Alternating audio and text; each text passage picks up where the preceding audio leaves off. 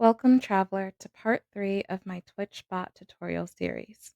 In part 2, we secured the coveted app access and user access tokens. Today, we are going to set up our project from the ground up. If you're an experienced programmer, you can safely skip this video and jump straight to part 4, where we'll make our bot talk to Twitch.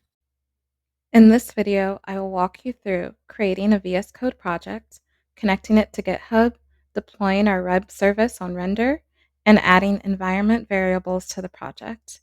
If you get stuck, there are many helpful deep dive tutorials on YouTube, and AI is pretty good with these apps as well. First, create a new folder on your computer for this project. Download and install for free VS Code from code.visualstudios.com and install it using the default settings. Next, open the folder from step 1 in VS Code. Let's install some packages. You can learn more about packages with the video listed on the screen and in the description. Open a terminal in VS Code and verify existing installs with Node-V and npm-v. If a version doesn't pop up, ensure to install Node.js and npm first. Install your project with npm init-y. Then all at once, install the required dependencies for this project: expresspg, .env, node fetch, and play sound. Finally, double check for updates with npm update. Next, create the following file folder structure in your project.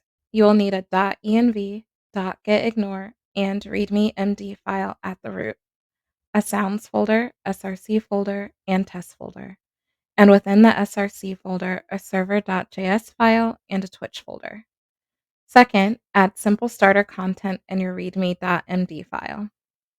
Third, add the following in your gitignore file for security purposes. Fourth, in your .env folder, add variable placeholders for your app access token, user access token, and render URL. Now, write the following code or something similar in your server.js file. This will start the server and a pop-up success message if working correctly. Replace the green text on your screen with your project details. Secondly, inside your package.json file, update the script section with the green text on the screen. First, test locally by opening a new terminal in VS Code and entering the following: node src/server.js. You should receive the success message you just created, but if you don't, debug with ChatGPT or Copilot. Great, you have successfully created a VS Code project. Next, let's connect it to GitHub so you never lose any of your precious work.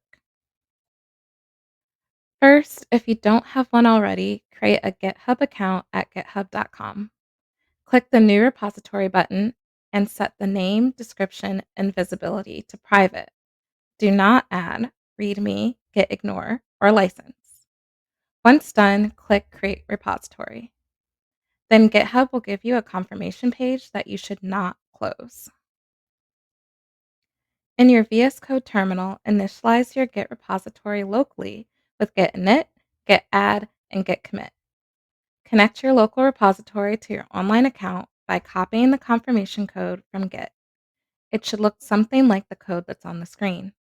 If successful, you can open your repository again in GitHub Online and see a match for the structure in your VS Code project.